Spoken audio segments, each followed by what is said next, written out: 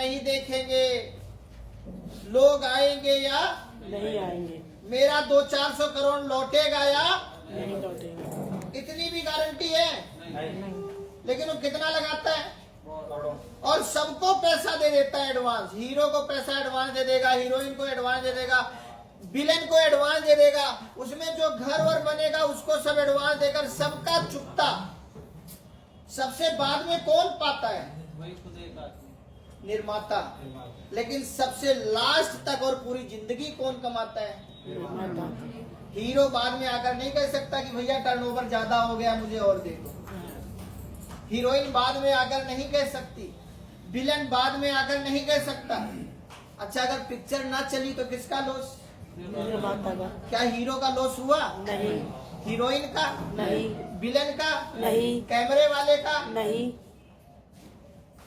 पीछे डांस करने वालों का? नहीं, वो घर बनाने वालों का? नहीं। सब तो अपना लेकर चुकता हो गए ना। यस, लेकिन प्रॉफिट भी अगर ज्यादा होगा तो किसका होगा?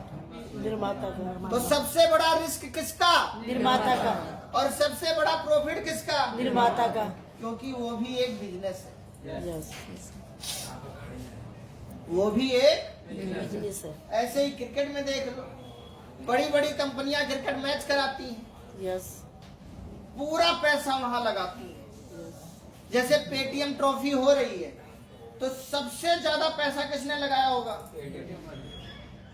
लेकिन अगर उतना ना चला तो सबसे ज्यादा लॉस किसका होगा?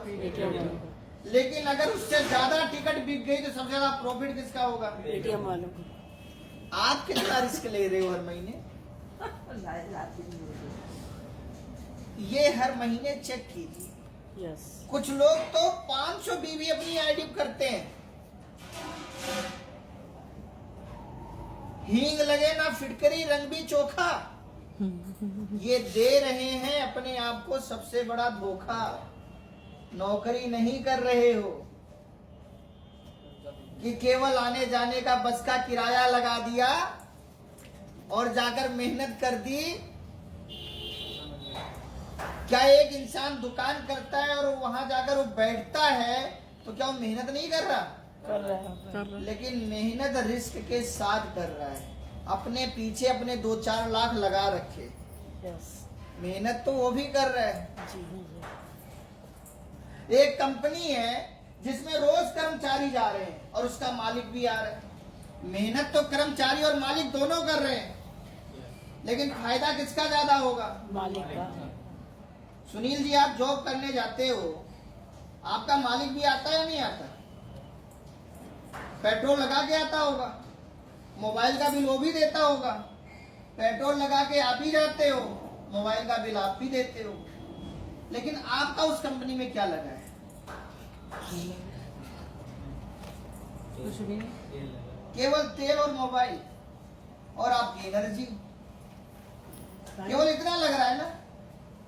और आप भी किसी माँ के बेटे हो और आपका मालिक भी किसी माँ का बेटा है।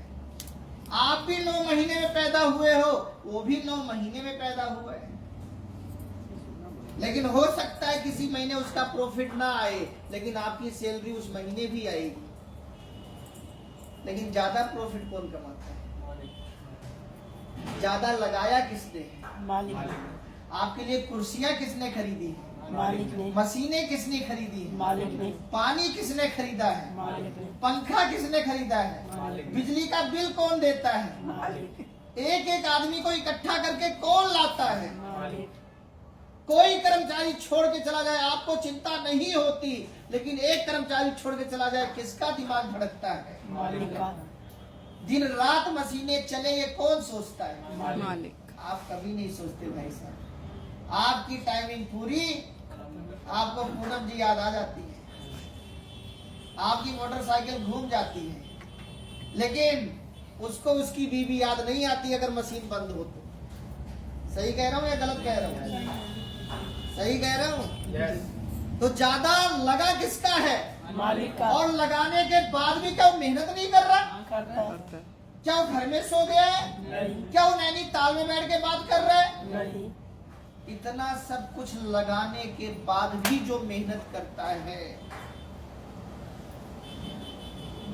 उसका ही प्रॉफिट होता है। सबसे बड़ा होता है। ये बात दिमाग में बिठा लो कि आप लोग यहाँ बिजनेस करने आए हो, नौकरी करने। लेकिन एक बिजनेस में जितने करोड़ों लगते हैं उतना नहीं लगा सकते, तो 5 साल में थोड़ा थोड़ा तो लगा सकते हो। किसी को डिप्लोमा की टिकट देकर तो बिठा सकते हो। हर महीने अपनी आईडी पे 10-20 हजार का रिस्क तो, ले सकते हैं। अपने घर में 50 हजार का मैजिक कॉर्नर तो, 8-10 किटें हर महीने एक्स्ट्रा लेकर तो। अच्छा, अगर ये भी रिस्क कोई नहीं ले रहा मेरे दोस्त, क्या वो अधिकारी है? नहीं। कुछ लोगों का जवाब होता है, सर किसको लाऊं सर, कोई आने को नहीं तैयार सर। लोग आने को तैयार हैं, बस शुरू में अपनी जेब से लगाने को तैयार नहीं। लोग शुरू में अपनी जेब से लगाने को तैयार, और वो उनकी जेब का ना लगे, आप भी अपनी जेब से लगाने को तैयार नहीं। तो जब दोनों में कोई तैयार नहीं है तो फिर व्यापार कैसे होगा?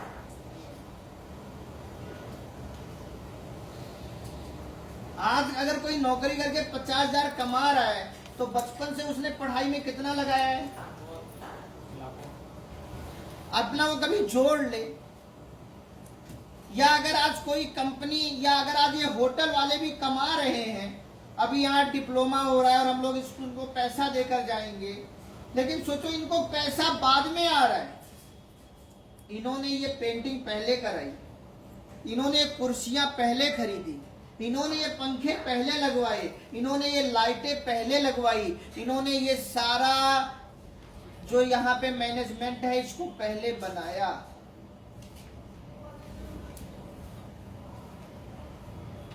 तो अपने दिमाग का विकास करो। आप सब कमाने आए हो, अपनी अपलाइन को देखकर काम मत करो। अपने अपलाइन से भी ज्यादा रिस्क लो, अपने अपलाइन से भी ज्यादा मेहनत करो, और एक दिन अपलाइन को भी बिछाड़ दो।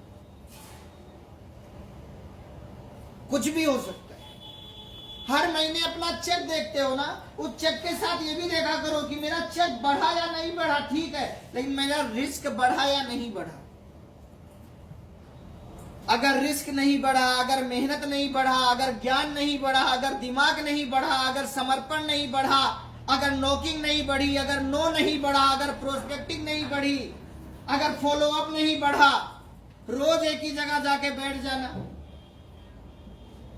क्योंकि वो आसान है, और वहीं बैठे रहना, और फिर वहीं से घर चले आना, तो फिर ये कैसे बढ़ेगा? ये तो तब बढ़ेगा जब ये बढ़िया। और अगर ये बढ़ जाए, इसे बढ़ने से कोई रोक नहीं सकता, लेकिन हम इसे बढ़ाना तो नहीं चाहते। और इसके लिए बेचारा बन जाते हैं। भगवान आपको माँ बना सकता है, लेकिन क्या आपका दर्द ले सकता है? नहीं। जब आप भगवान से माँ बनने की विनती मांगते हो तो इनडायरेक्टली क्या मांगते हो? मुझे 9 महीने का दर्द दे दो।